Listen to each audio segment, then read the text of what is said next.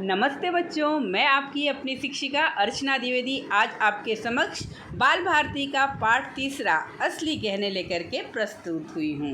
बच्चों, इस पाठ को हम पढ़ेंगे व समझेंगे। इस चित्र में देखिए बच्चों, एक बच्चा है जो सामने कुछ सोच रहा है और उसके समक्ष अपने ख्वाब में वो किसको देख रहा है? एक स्त्री को देख रहा है जो संपूर्ण आभूषणों से सुसज्जित महिला है। अब यह महिला कौन है जानते हैं आप? यह महिला इस बालक की माता जी हैं। वह बालक अपनी माता को इन आभूषणों से सजा हुआ देखना चाह रहा है। ठीक है, आइए तो इसी पाठ को हम देखते हैं। बच्चों, आपको पता है इस पाठ में प्रसिद्ध समाज सेवी ईश्वर चंद्र विद्यासागर के बचपन की एक बहुत ही प्रेरक घटना का वर्णन किया गया है। एक बार बालक ईश्वर चंद्र है ना, अपनी माँ के लिए आभूषण बनवाने की इच्छा व्यक्त करते हैं। तो जवाब में उनकी माँ उनसे अपनी 3 इच्छाएं पूरी करने के लिए कहती है, जो बड़े होने पर ईश्वर चंद्र विद्यासागर जी पूरा करके दिखाते हैं। आइए देखें इस पाठ में क्या है। बच्चों, तुमने अपनी दादी नानी से बहुत सारी कहानियाँ सुनी होंगी। आओ, आज मैं तुम्हें एक कहानी सुनाता हूँ। कुछ वर्ष पहले की बात है। वीर सिंह नामक गांव था। उस गांव के छोटे से परिवार में एक बालक रहता था। वह बड़ा ही सीधा साधा, बुद्धिमान एवं होनहार था। उसकी माँ का नाम भगवती देवी था। पढ़ाई के साथ वह दिन रात अपनी माँ की सेवा में लगा रहता था। माँ भी उससे बहुत प्यार करती थी। माँ का जीवन सादा जीवन, उच्च विचार वाला था। उन्हें तड़क भड़क पसंद नहीं था। उनकी रहन सहन बहुत ही साधारण था। एक रोज़ गांव में बारात आई। गांव की अधिकांश औरतें आभूषणों से सुसज्जित होकर बारात देखने गई। सुसज्जित अर्थात सज धज कर बारात देखने गई, मगर उसकी माँ के पास एक भी गहना नहीं था। यही बात उसने एक उत्सव में भी देखी थी। उत्सव अर्थात त्यौहार। उसने देखा था कि त्यौहार था, उसमें भी माँ ऐसे ही साधारण ढंग से गई थी। अपनी माँ को वह नए नए कपड़ों और गहनों से सजी धजी देखना चाहता था, पर क्या करता, वह तो अभी छोटा था।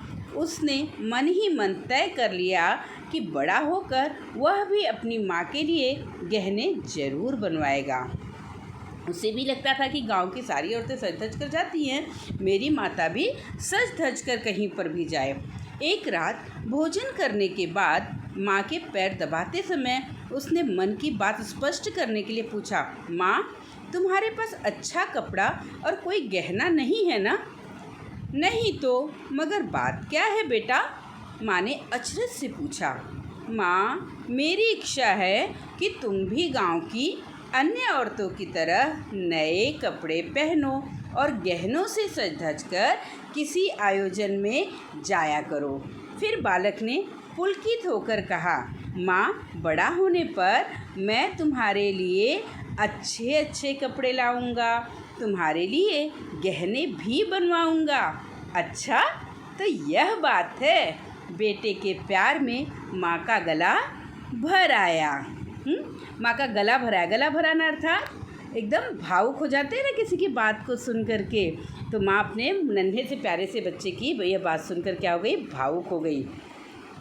फिर मुस्कुराते हुए उन्होंने कहा, बेटे, परिश्रम से खूब पढ़ाई करो, बड़े बनो, तुम ही मेरे सबसे अच्छे गहने हो। बच्चे ने क्या कहा? माँ ने क्या कहा अपने बच्चे को कि तुम ही अगर अच्छे से पढ़ लिख लिए, आगे बढ़े, तो तुम ही मेरे लिए क्या हो? सबसे अच्छा गहना हो। आदमी गहने और कपड़ों से नहीं, बल्कि अपने व्यवहार और कर्म से बड़ा बनता है। बालक ने कहा, पर माँ, मेरी बड़ी इच्छा है कि मैं तुम्हारे लिए गहने बनवाऊँ। माँ कुछ देर सोचती रही, फिर बोली, बेटा, यदि तुम्हें अपनी माँ से इतना प्यार है तो मेरे लिए बस 3 गहने बनवा देना। बस 3 ही माँ? पर कौन कौन से? बालक ने अधीरता से सवाल किया। बेटे, इस गांव में विद्यालय नहीं है। विद्यालय दूर होने के कारण गांव के बच्चे अशिक्षित रह जाते हैं, वे प्रगति नहीं कर पाते। इसलिए गांव में एक पाठशाला खुलवा देना।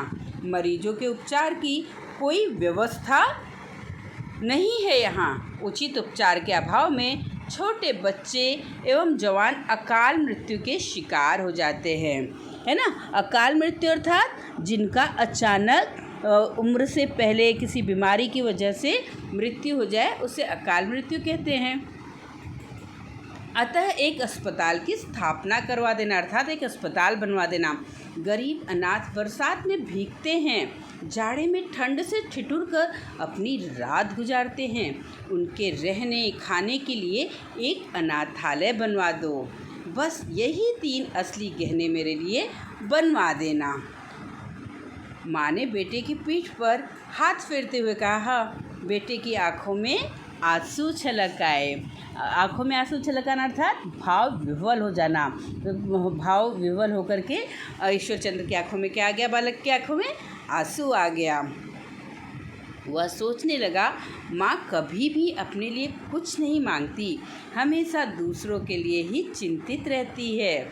बालक ने माँ के पैर छुए और उसी दिन से माँ की इच्छा पूरी करने में जी जान से लग गया। आगे चलकर उसने माँ की तीनों इच्छाएं पूरी की। केवल इतना ही नहीं, उसने देश और समाज की भलाई के अनेक काम किए। जानते हो यह बालक कौन था? यही बालक आगे चलकर ईश्वरचंद्र विद्यासागर के नाम से विख्यात हुआ। विद्यासागर जी ने अपना पूरा जीवन समाज सेवा के लिए समर्पित कर दिया। और इसके लेखक कौन है बच्चों? दीनदयाल शर्मा।